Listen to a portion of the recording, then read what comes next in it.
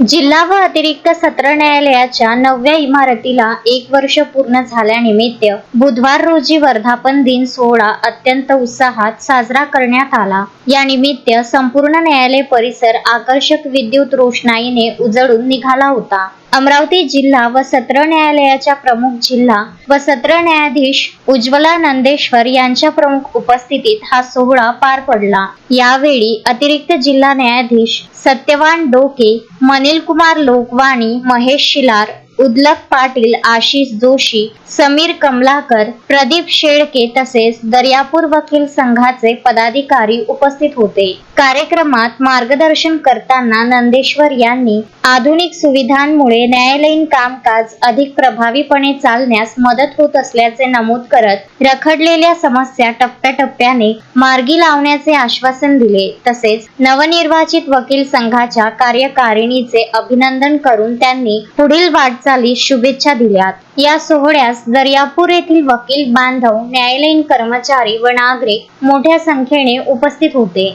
Gajanan Deshmukh, Vidarbha news, Daryapur.